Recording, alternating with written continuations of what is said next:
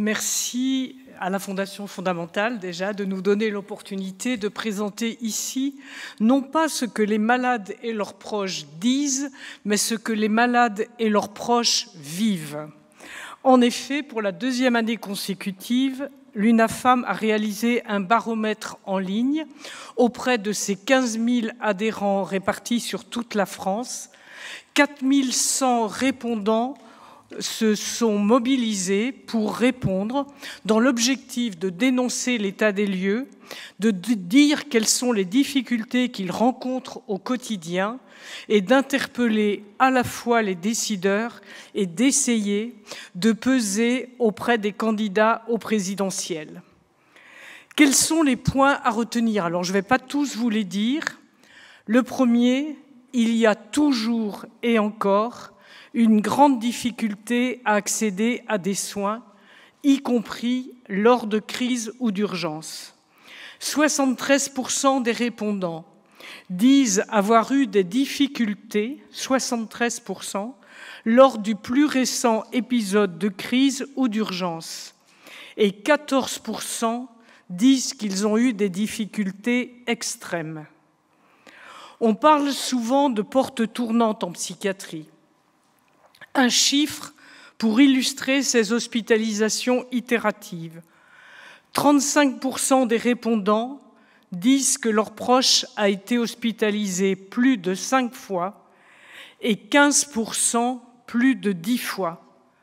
Face à ces chiffres, on ne peut que poser un diagnostic que la prise en charge n'est pas efficiente, à défaut d'être optimum. Et ces hospitalisations se font trop souvent dans le cadre de soins sans consentement. 64% des répondants ont signé des soins sans consentement et 35% plusieurs fois.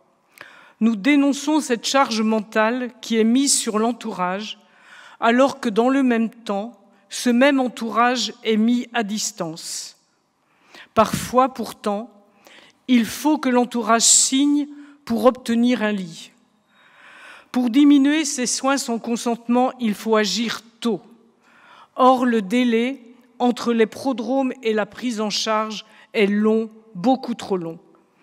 Même s'il reste extrêmement difficile à évaluer, car les ados, les jeunes, cachent très longtemps leurs difficultés par peur de la stigmatisation. « Je ne suis pas fou » est la phrase que nous entendons tellement souvent. C'est une période de souffrance pour le jeune et pour ses proches, avec souvent des conduites à risque, des ruptures scolaires, des conduites addictives, beaucoup de pertes de chance. À cela s'ajoute la difficulté à poser un nom sur les troubles et sur la souffrance. Le délai pour accéder à un diagnostic, donc délai qui est calculé à partir des premières prises en charge et non pas des premiers symptômes, 55% des familles disent qu'il a fallu plus de 2 ans, 29% plus de 5 ans, et pour 9%, le diagnostic n'a jamais été posé.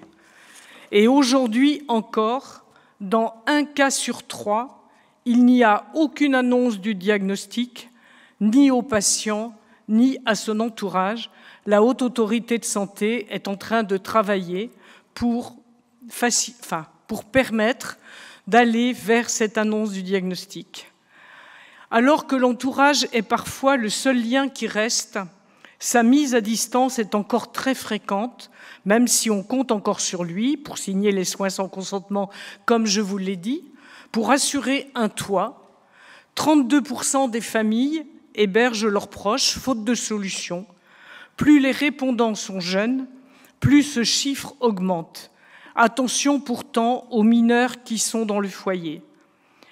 On compte également sur la famille pour assurer une aide fréquente du quotidien ou pour que le quotidien de leurs proches soit acceptable ou bien même pour une aide administrative. 73% des répondants disent qu'ils assurent cette aide. Quid pour toutes les personnes qui n'ont plus cette famille? 44% des familles disent qu'elles assurent une aide financière auprès de leurs proches et que ceci les fragilise économiquement. En effet, elles doivent compléter les ressources qui sont perçues par leurs proches, puisque 66% ont une allocation adulte handicapé, mais 8% n'ont aucune ressource, et ce chiffre monte à 15% chez les répondants qui ont entre 55 et 60 ans, donc un enfant plus jeune. La France doit revoir sa politique du handicap psychosocial, ce qui a été pointé par le comité de l'ONU cet été. En effet, il faut 4 à 5 ans pour pouvoir bénéficier d'un SAMSA, même s'il y a une notification. Seuls 8% des répondants disent qu'ils ont un accès à un service d'accompagnement à la vie sociale. Seuls 7% ont un accès à une prestation de compensation du handicap aide humaine. Faute de solution d'aval, faute de logement accompagné, les personnes restent à l'hôpital, elles se chronicisent ou restent enfermées seules chez elles, ce qui n'est pas mieux. En ne compensant pas le handicap, il y a non prise en compte de la nécessité de préserver la santé mentale des personnes qui ont des troubles psychiques. Comment une personne sans ressources, qui n'a pas de toit sur sa tête, sans activité, sans emploi, sans lien social et sans aide, peut-elle aller bien? Est-ce que vous iriez bien? Et comment pourrait-elle se maintenir dans les soins? Si la perte d'années de vie est bien documentée, les familles identifient aussi la perte d'années de vie en bonne santé. Nous sommes vraiment intéressés par des études sur le sujet. On connaît les hypothèses, un non-suivi en soins somatiques, 7% dans notre baromètre, 7% des personnes n'ont pas de médecin traitant et quand elles en ont un suivi somatique des traitements n'est réalisé que dans 1 cas sur 4. Il y a aussi à prendre en compte les troubles cognitifs et métacognitifs. Les personnes qui ont des troubles psychiques rencontrent des problèmes d'hygiène de vie, d'incurie, des problèmes pour accéder à une nutrition adéquate, un grand isolement, et c'est ce qui explique que la rue n'est jamais loin lorsqu'elles sont seules. Il existe des solutions. Les rapports n'arrêtent pas de le dire. Ici, on a écrit « Il s'agit de changer de paradigme et de prendre acte du fait qu'il n'y a pas de santé sans santé mentale, que les maladies mentales sont des maladies comme les autres, qui touchent des personnes comme les autres, et j'ajouterais qu'il est urgent d'acter que ces personnes malades ne sont pas des sous-citoyens. Une maladie se soigne.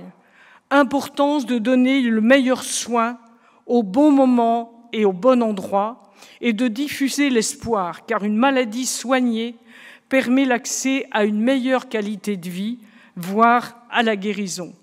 Il faut développer la concertation pluridisciplinaire pour mieux appréhender les situations complexes. Arrêtons de dire que c'est une situation complexe, prenons les moyens pour enlever cette complexité, en utilisant les différentes facettes sanitaires, sociales et médico-sociales. Il faut développer la recherche pour comprendre les causes de ces maladies, trouver des marqueurs. Je vous ai donné l'idée du nombre de temps sans diagnostic, accéder à des traitements adaptés, et ceci sur tous les territoires. Il est urgent de donner à tous les mêmes chances. Si une maladie se soigne, un handicap se compense. Il sera d'autant moins important que la personne sera dans une société inclusive et qu'on fera tomber les préjugés. Là encore, une recherche pour ne plus nier le handicap psychosocial, l'identifier, l'évaluer, mettre en place les soins de rééducation du cerveau, ce qui n'a rien à voir avec normer la personne. Pour une personne qui a des troubles, un handicap physique, on considère comme un atout la rééducation. Cet atout lui permettra d'aller plus loin vers son autonomie, vers la mise en place des aides techniques et des aides humaines les plus adaptées à ses besoins. Mais dès qu'on aborde le handicap psychique, on pense d'emblée que cela va coûter cher. Ne peut-on penser la réhabilitation comme une boîte à outils à saisir pour retrouver le chemin de l'autonomie, en même temps que l'on identifie les besoins de compensation pour que cette autonomie devienne possible? Je terminerai par l'importance de protéger la santé mentale des aidants. 64% estiment qu'il y a un impact sur leur propre santé. Les rapports se succèdent. Il est urgent d'en tirer les conséquences pour que les personnes souffrant de maladies mentales ne passent plus 5 fois, voire plus de 10 fois par la case hospitalisation. Merci.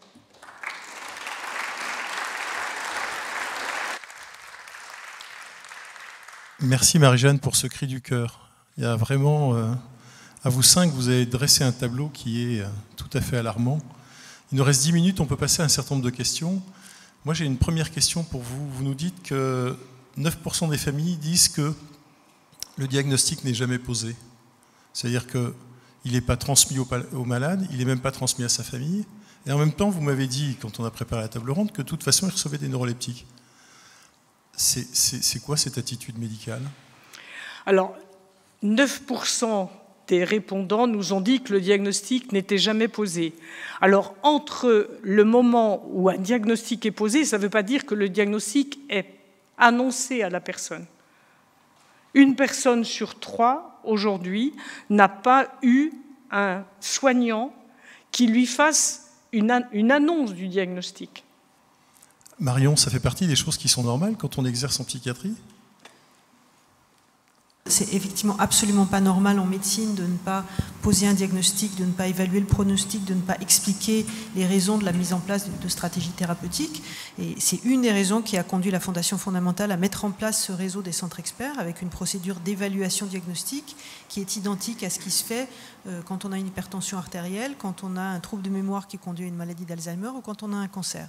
Et c'est une procédure qui est standardisée, systématique, qui permet à un retour, une fois l'évaluation faite, d'une consultation pendant laquelle non seulement on annonce le diagnostic, mais on fait une photographie complète de l'évaluation diagnostique qui est transmise aux patients avec des recommandations thérapeutiques qui sont expliquées. Alors, il y a aussi quelque chose qui me frappe, c'est qu'on demande beaucoup à la famille, en fin de compte.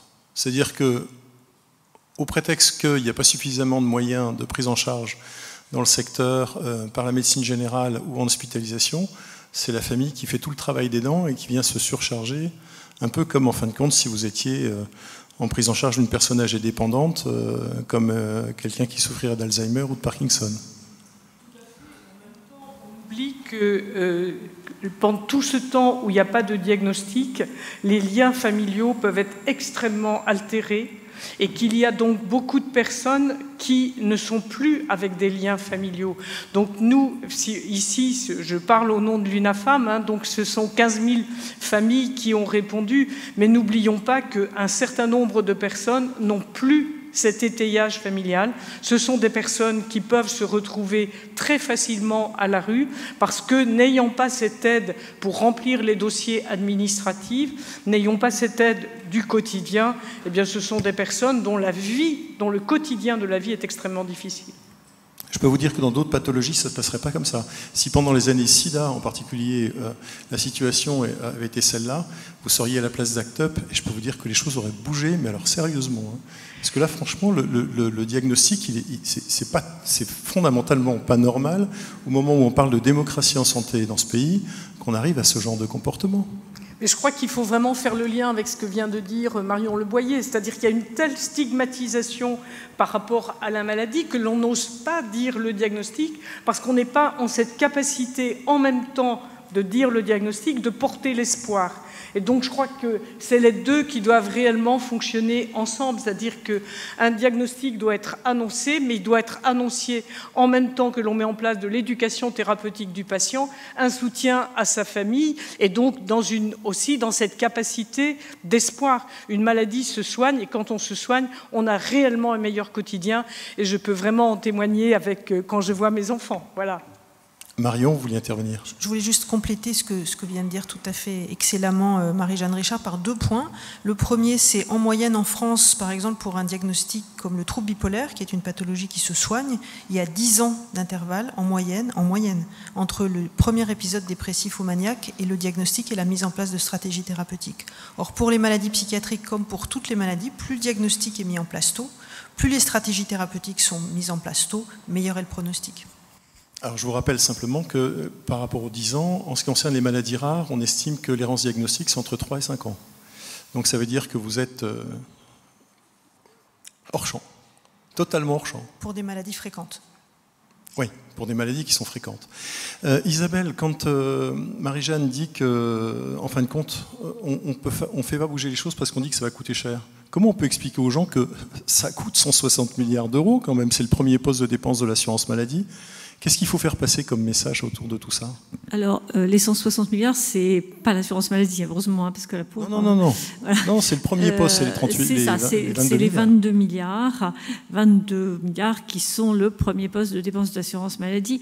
Alors, il n'y a pas de règle qui dirait qu'il ne faut jamais dépenser ces sommes-là. Le sujet, c'est est-ce que c'est bien dépensé ou pas.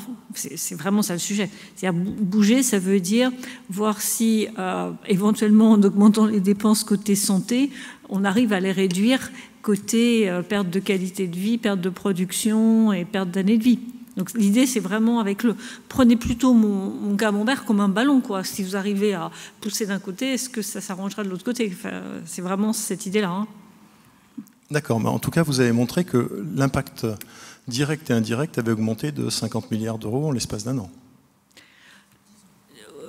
Alors, le périmètre n'est pas forcément le même non plus. Donc, comme je vous disais, les dépenses côté CSBM, côté assurance maladie, ne bougent pas trop, hein. Oui, non, je ne parle pas de l'assurance maladie, puis on pourra en reparler avec Dominique Martin. Effectivement, c'était beaucoup la qualité de vie, la perte de qualité de vie. Et puis, dans l'étude, là, cette année, on a mieux pris en compte le médico-social.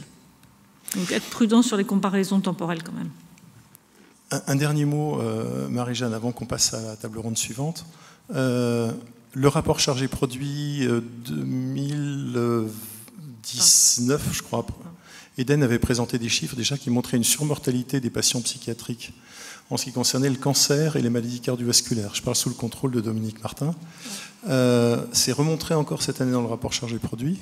C'est montré par tout ce que vous avez dit. Il y a un phénomène de discrimination par rapport à la prise en charge de ces patients. Oui, cette discrimination, elle est identifiée. Oui, il y a une discrimination par rapport à la prise en charge, par exemple, d'une personne qui a un cancer. C'est encore... voilà. Oui, il y a cette discrimination. Je ne sais pas le dire autrement parce que je suis obligée de le dire avec le sourire, et je voudrais dire aussi qu'il y a de l'innovation un peu et que c'est vraiment dommage que cette innovation n'est pas après, ne ruisselle pas, et que toutes ces équipes qui innovent doivent continuer à se battre pour avoir les budgets, parce qu'on reste toujours dans le champ de l'innovation, et ça, il faut sortir du champ d'innovation, et à partir du moment où des expérimentations ont fait leurs preuves, je crois qu'il est urgent aussi de passer dans le développement pour sortir de cette inefficience de la prise en charge. Écoutez, je crois qu'on peut vous remercier et vous applaudir par rapport à...